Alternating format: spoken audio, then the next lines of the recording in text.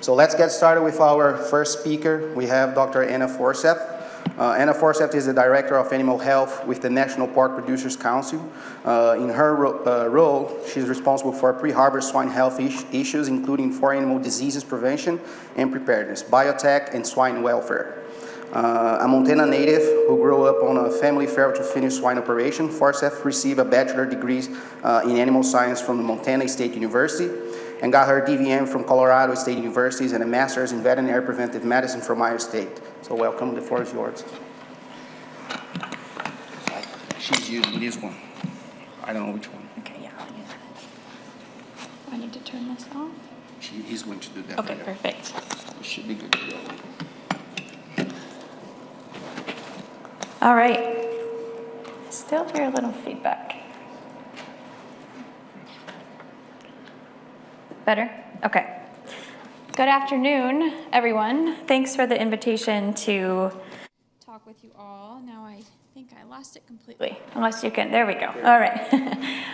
It's good to be back in Iowa. Thanks for the invitation to be here and share an update on some of the African swine fever and more broadly foreign swine disease preparedness efforts happening at the national level. I think Dr. Kaizen this morning gave a pretty good preview of some of the efforts happening at the regulatory level, both the state and the federal level, and you'll find that there's a lot of overlap between state, federal, and industry preparedness efforts. So we'll go ahead and get started. I'm going to try to keep it to about 30 minutes and leave some time for questions, and also see several of my counterparts in the audience. So if there are questions that NPPC can't answer, I can call upon some of my other friends in the audience. With that said, I did just want to say a couple things here at the beginning. I represent the National Pork Producers Council, which is the policy and advocacy arm of the industry, for those of you who aren't familiar. Our sister organization, the National Pork Board, Chekhov-funded organization, represents research, producer education, and marketing.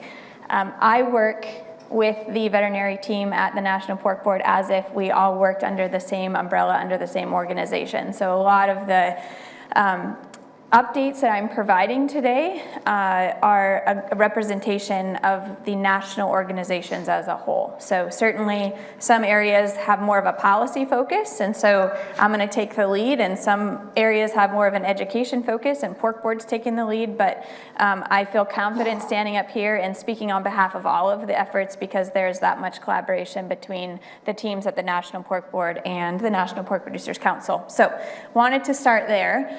And then I also thought it would be appropriate to level set with everybody and set the stage on the situation, and we're going to focus on African swine fever today, but again, the work that's being done is a multi-hazard response, right? So I think a lot of the work being done to address African swine fever and the threat could be applied to foot and mouth disease detection or classical swine fever detection. But for the purposes of today's talk, we're going to focus, and I'm going to mention ASF more than the other two foreign swine diseases.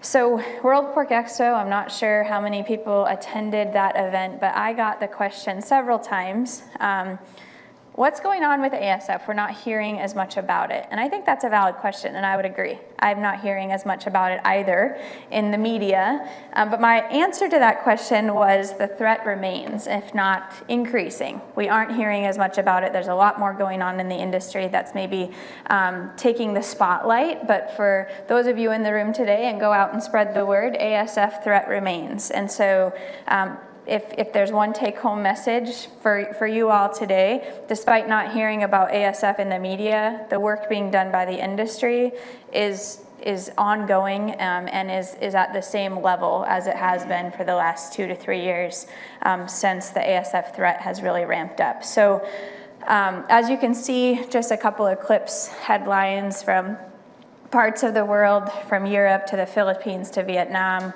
We continue to see reports of ASF moving or rearing its head again in established countries. But beyond that, the situation on the island of Hispaniola, so the Dominican Republic and Haiti, which got a lot of attention for good reason from the United States starting in 2021, I would say also remains the same. If you If you follow the mainstream media, you will know that the situation in Haiti beyond foreign swine diseases is pretty grim, and certainly managing African swine fever is not a priority for that country. I would say that the Dominican Republic is dealing with the disease as if it's endemic and very well established. And so initially, when the first detection was made, there was interest in trying to go down and help the country eradicate the disease. USDA still has a presence in the DR, albeit smaller presence, and a lot of that has to do with the reality that we're not eradicating that disease, at least in the short term. That's not an option. So endemic right now in ASF, or in Haiti and the Dominican Republic.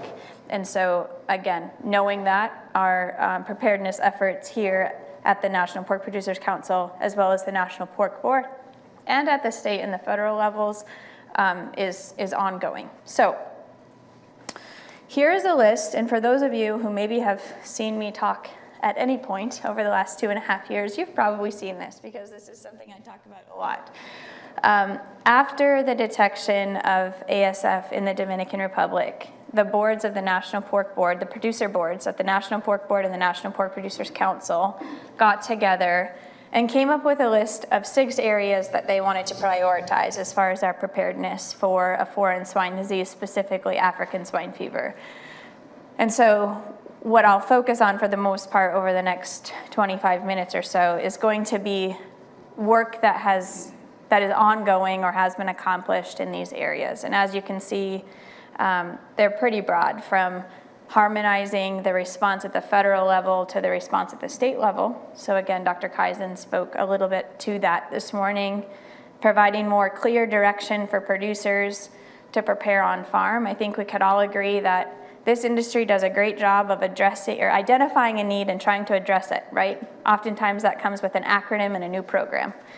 And that is confusing for producers, and we can't blame you for that. But we feel very confident that there is a very specific and useful purpose for all of these different programs, from secure pork supply to certified swine sample collector to EggView to US ship. And so helping producers work through those acronyms and better understand the value of these programs was identified as another priority, number 2 on the list. Maximizing surveillance efforts, a lot of that has focused on aggregate sample types or population-based sample types like oral fluids, expediting the US ship program to a permanent USDA program, working to assure fair indemnity for producers that are impacted by a foreign swine disease, as well as exploring market support programs for those who aren't. So we know what this disease detection is going to do to export markets. We have between a 25 and 30% export market for our domestic production, and when we get a detection of a foreign swine disease, we lose that export market. That is going to have significant impacts on our profitability and the value, the price for pork. And so what might we be able to do proactively to identify some market support programs for the industry as a whole. And then the last priority, to develop plans to expedite return to trade. So as I said, we're just going to walk through these priorities. I'll give you an update. There are a couple of other activities I'll throw in at the end. I'm going to try to do all that in the remaining 21 minutes, and then I'll leave some time for questions. So starting with that first priority, harmonizing state and federal response plans. Dr. Kaizen talked a little bit about this. If you were there this morning, he mentioned that there was a subcommittee through the USAHA organization. There are 9 members on that subcommittee, 3 federal veterinarians, 3 state veterinarians, including Dr. Kaizen, and 3 industry veterinarians. Myself, Dr. Pete Thomas, and Steve Breyer with Smithfield represent industry on that subcommittee. Last year, we read the entire Red Book, which is USDA's response plan for how they would respond to an African swine fever outbreak.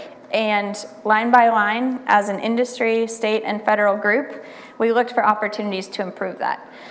We came to USAHA with some resolutions. They were passed by state veterinarians, industry, federal veterinarians, and ultimately went to USDA. We did get some updates based on that activity to include updating the 72-hour standstill. So initially there was going to be, well, I'll come back to that if we have time. I'm going to leave that one there. And as Dr. Kaizen said earlier, right now our focus is on permitted movements for those assembly points like coal markets. We also have worked with the National Association of State Departments of Agriculture. So Secretary Nag is a part of that organization. We asked them to fill out a survey so that we could understand from a state to state basis what is their preparedness level and what is their state specific stockpile. So for example, if a state plans to euthanize or depopulate pigs with CO2, okay, you've identified that that's going to be your choice. Next question, what equipment do you have to do that? So understanding, 1, do you have a plan? And 2, do you have the equipment? And 3, do you have the resources? And that was very helpful for us, and I think very helpful for them too, right? How prepared are you at the state level? How prepared are you at a regional level? And then understanding more broadly, how well are we prepared at a national level? Because I think if COVID showed us something about our resource availability and resource needs, it was that the national veterinary stockpile is not the most reliable resource for us. We cannot all depend on the National Veterinary Stockpile to respond to an African swine fever detection, period. So at the state level, what do we plan on doing? What do we have today? And thus, what do we need? And then Dr. Odakoven with Pork Board has been a previous state veterinarian for the state of South Dakota, has been scheduling one-on-one meetings with state veterinarians, and I think that that's been extremely valuable. He'll sit down with them for a couple of days and talk to them to better understand what their understanding is of the industry, the programs in the industry, and what that state is doing. And so I think he's worked through, Meredith, 3 states, maybe 4 states, or at least that's the goal for the end of the year. And so that's going to be a long-range plan, but those one-on-one meetings with state veterinarians are going to be super helpful. So second priority, clear direction for producers to prepare on farm. This is absolutely a priority that falls on Pork Board more than NPPC, so I'm speaking, while I've been involved in these, this is something that you'll find on the pork.org website. Pork Board owns this, houses this. There's a checklist that you can find today if you go onto the website, and it does a very good job of identifying all the opportunities for producers and helps clarify what is the difference between Secure Pork Supply Plan, what is Certified Swine Sample Collector Program, and why is it something that your state should consider? What is EggView? If you don't already have an account in EggView, why might that be something that you consider? What's the value? So those are a few examples. We also worked on a one-stop shop. It's a web-based tool. This was in collaboration with Ohio Pork and is essentially a website where you as a producer can go select your state and then find a variety of information for your specific state to include contact information. Say you need to work on your disposal plan in the event of a large-scale depopulation. You can find information specific to the state of Iowa as an example using this tool. So, third priority, maximize surveillance efforts. And here's where I consult some very specific numbers because I did not want to screw this up. So in the United States, there are some restrictions, for good reason, on our ability to test for diseases like African swine fever, classical swine fever, and foot and mouth disease. Highly regulated diseases, we don't want just anybody testing for them. There has to be a very good reason why we're testing for them. And that would include a foreign animal disease investigation. So you as a producer on farm see some signs of concern, you call your state vet, you call the federal vet, somebody comes out, collects samples, they end up going to the non-lab to Plum Island for testing. Another testing avenue is through the feral swine management and control program. So a lot of feral pigs are being tested for ASF and CSF. There are also certain diseases that are conducted at slaughter, or certain tests that are conducted at slaughter. And then the fourth opportunity for surveillance testing in the United States is through a USDA-funded sick pig submission program. This is a pretty cool program for our industry. Essentially what it means is that I think 12 participating NALM laboratories, so National Animal Health Laboratory Network, one of which is your Iowa State Veterinary Diagnostic Lab. If a submission comes in and in the history there is mention of anything that could suggest African swine fever, classical swine fever, and there is a sample type that is approved for testing for African swine fever or classical swine fever, then it can be tested at no cost to the producer by USDA, and it's kind of like background surveillance. So if you read a report or have ever read a report and see classical swine fever on there, you're like, wait a minute, I didn't ask to test for classical swine. No, you didn't, but you did a good job at filling out your submission form, or your veterinarian did, and there was something on there that, hey, even though there was an increased mortality, which PRRS, salmonella, mycoplasma, you name it, but that could also be a sign for African swine fever, or there's skin lesions, or diarrhea, you know, like name a clinical sign and then name an endemic disease that it could also be. But if you fill out your submission form and you have the right sample type, then they can test it automatically. There have been thousands of samples that have been tested using the sick pig submission program, and one of our priorities is to bring more awareness, because I think that there's even more submissions that are not qualified because there's not an appropriate sample type for that testing, or there's not an complete clinical history provided. So I think there's a lot of opportunity to increase the number of samples that qualify, again, at no cost to the producer, but this just helps better our chances that we detect the disease as quickly as possible. So that brings me to the second point, aggregate sample types, to include oral fluids, processing fluids, meat juice samples at packing plants. Why might those be of interest? Right now, the only sample types approved in the United States for ASF, CSF testing are individual animal-based samples. So whole blood, blood swabs, and then a number of tissue types, tonsil, spleen, lymph nodes as examples. Those are very useful sample types, but you can understand that if you can only feasibly go onto a farm and say collect samples from 10 animals, and there's 1,000 on the farm, what are the chances that you miss a pig that might have it? It's higher than if you could hang ropes and get a representative sample from 60, 70% of the animals, right? So there's interest in oral fluids. The Center for Epidemiology and Animal Health, CIA, pulled some numbers, and this just helps emphasize the importance of continuing to look at oral fluids. If we want to try to detect a case in the United States as early as possible, and the definition of early would be there's no more than 4 infected farms, and we detect the first 5 animals on the farm. So that's pretty early. We would have to test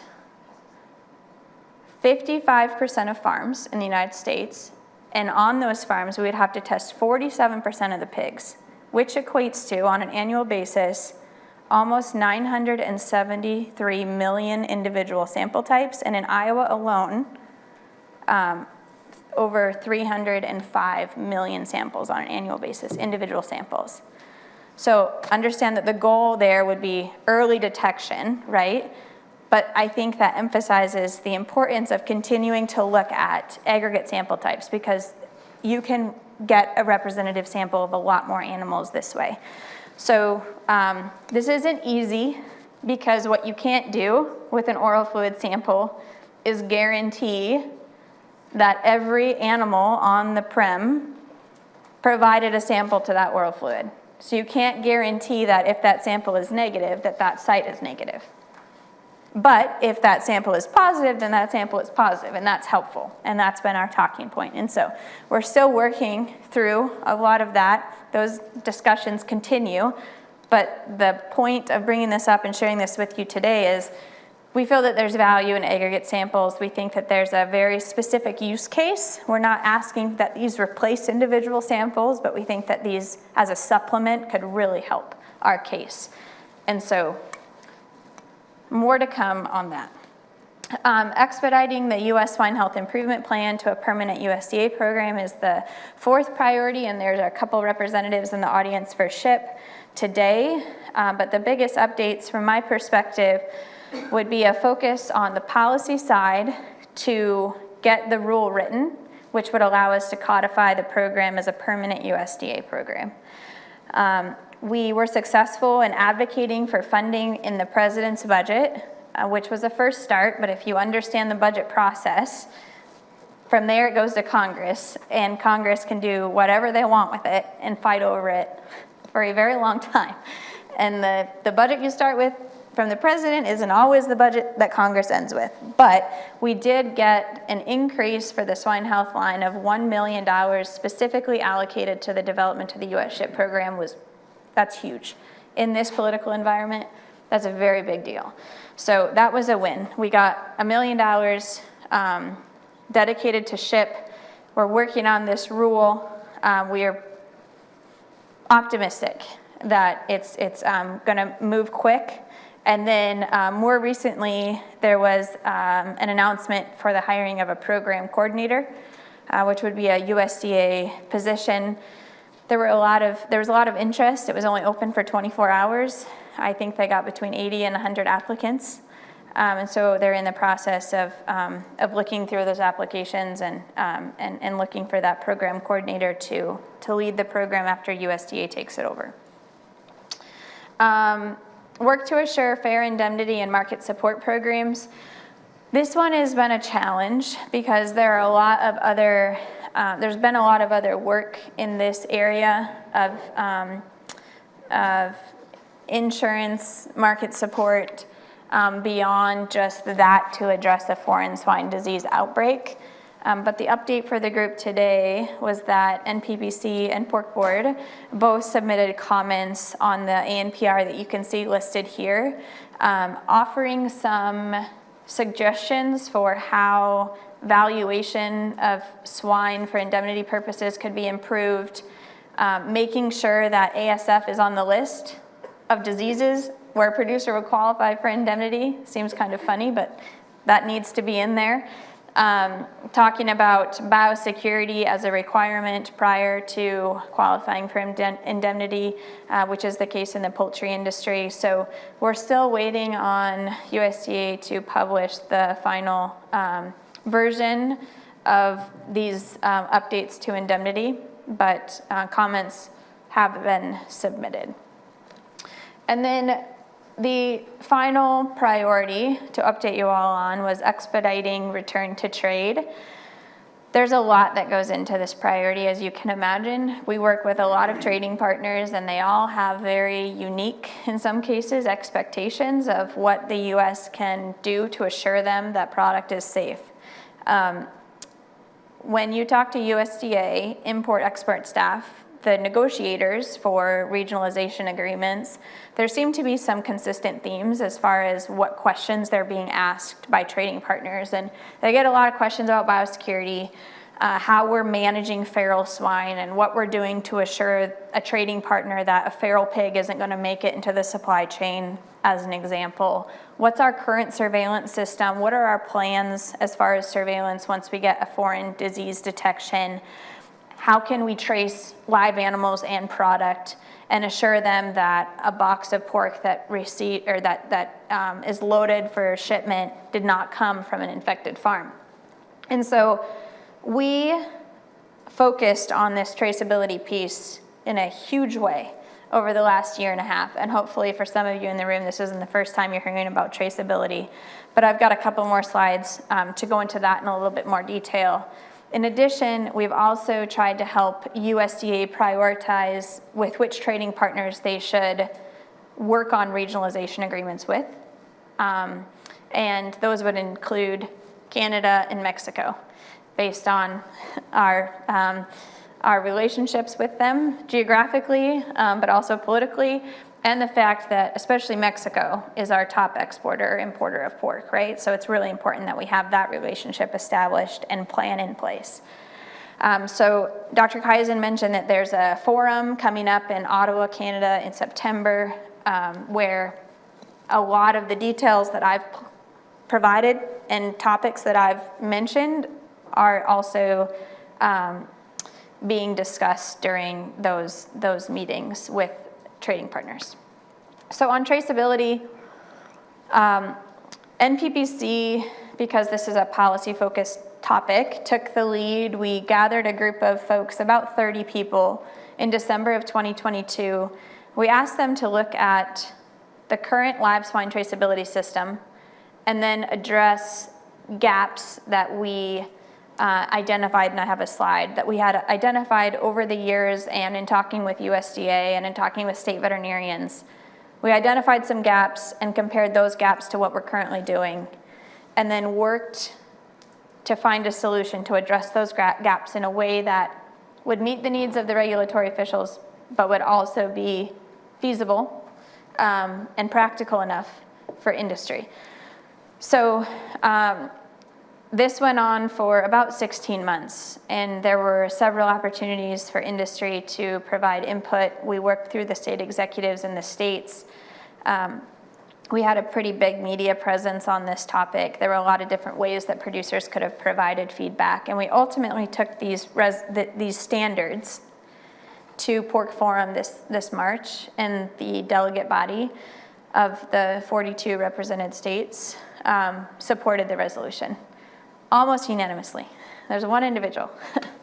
But we had a very positive, a lot of support for this effort come March of 2024, and ultimately submitted them to USDA. So this means that the swine industry was proactive enough to say, we value the export market so much that we're willing to implement additional regulation on traceability to essentially give us it's a better insurance policy, right? It's a better chance that we can get back to trade quicker because we're gonna improve our ability to trace hogs. So these are the areas that are being addressed: movements to slaughter, specifically those through cold channels, specifically cold breeding stock. We talked a lot about individual identification and categories of swine that warrant a higher level of traceability, to include exhibition swine and cold breeding stock. Intrastate movements, right? We're working with the federal government, and so they have jurisdiction over interstate movements, which is different than intrastate movements. PIN numbers right now, not all individuals who own pigs are required to have a PIN number. So the USDA can't go to trading partners and say, we know where all the pigs are, which is not a very positive talking point. And then movement reporting to a centralized database, specifically during a time of need, were the areas that we really focused on through that effort. So just a couple more things, and then I think, am I done at 2:15? Okay. A couple more updates outside of the 6 priorities. Customs and border protection, 2 things. The agriculture quarantine inspection program, we were successful in advocating for a user fee increase. So if you, as a traveler, international traveler, really study your receipt after you purchase a ticket, you will see that there's an AQI fee. And right now, that's $1.68. And in the future, it'll increase. Well, not as much for, oh, here we are. It's $3.83, and that's going to increase to $4.12. So for you as an individual, you're not going to see a lot of you're not going to hold a lot of the burden. But for some of these other categories of users, they will see an increase in these fees for AQI and Customs and Border Protection to inspect their persons or product for prohibited agriculture products, to include pork. So this was a really big deal because this is going to allow CBP, Customs and Border Protection, to increase the number of beagle teams. Raise of hands, who has seen a beagle in the airport for international travel? So that's great. And we also are working on the Beagle Brigade Act, which will permanently fund the training center in Noonan, Georgia. So right now, there's a chance that it doesn't get funded and they can't train these dogs and we don't have any more in airports. That's kind of a exaggeration, but that it's not stable funding for the training center. And so this act would permanently authorize funding, which is the security that we really need for this resource. Because if you've seen these dogs work or know anything about the scent of or a sensory ability of the beagle, they can detect things that you couldn't dream to find with an X-ray machine. And so such a valuable resource and asset.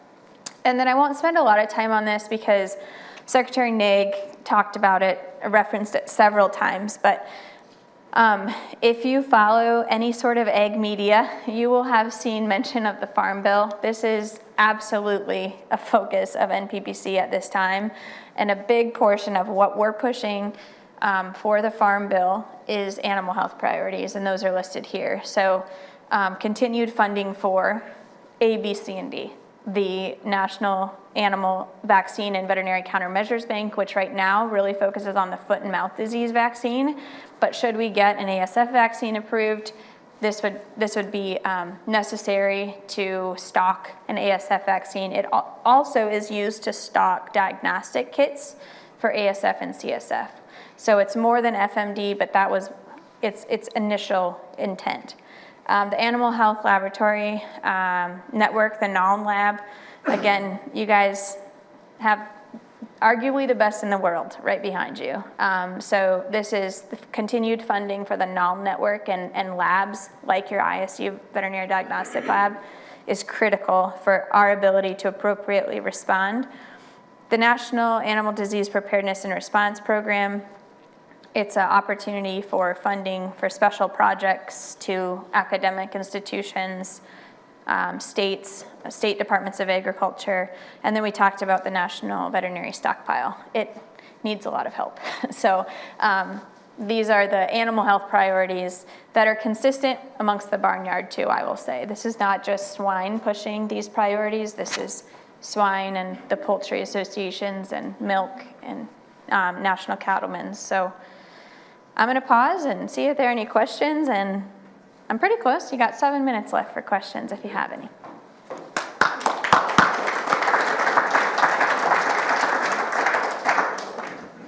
Any questions?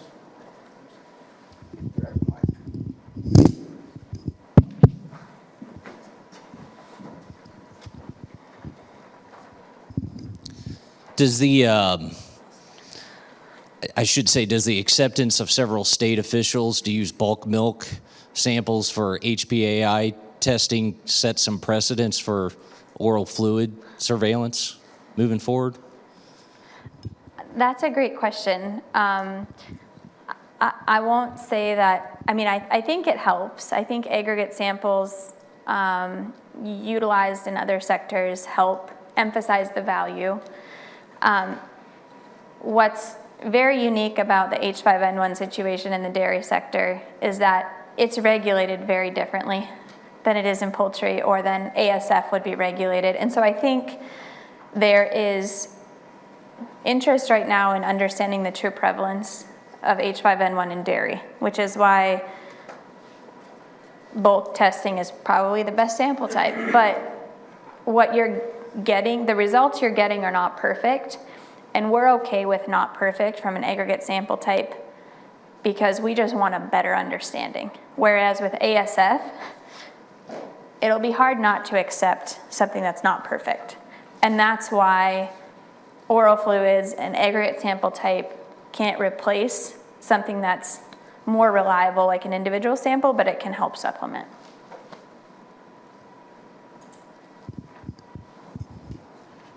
Thanks, Anna.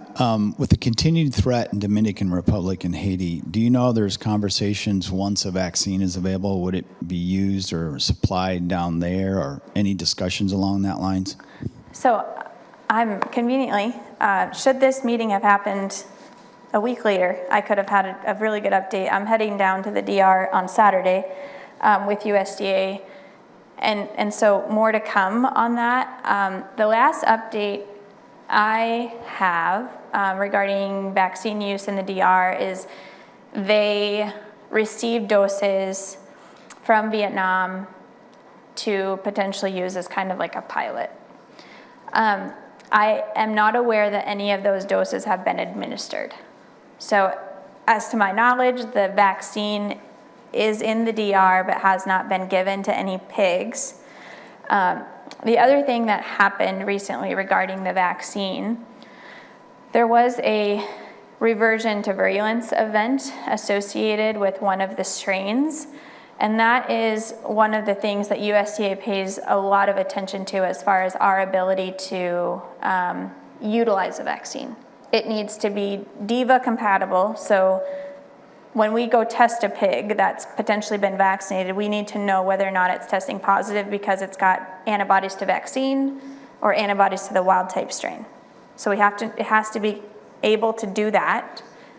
And then we also need to assure that it's not going to revert to virulence. So if we give a pig the vaccine, it's not going to modify itself in a way that the pig's going to get sick because of the vaccine and then start potentially shedding ASF vaccine.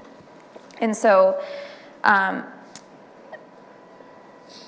the vaccine conversation, I think, has maybe changed a little bit, or potentially interest in some places in using the vaccine may have been paused until we better understand that situation involving the reversion event.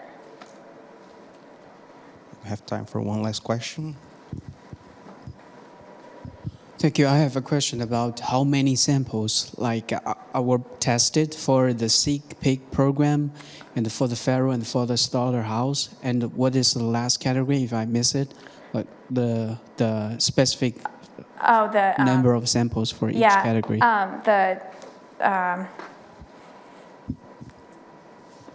Foreign animal disease investigations would be the fourth. I don't have those specific numbers. There might be somebody else in the room who does, because I know we've got some USDA, some state, and some NALN representatives in the room. I don't know if anybody else wants to offer any of those numbers. Though the next presentation is on, right? Yep. You might get some of those answers in the next presentation. Okay, so stay tuned. Yeah, yeah. Help me thank Dr. Forseth. All right.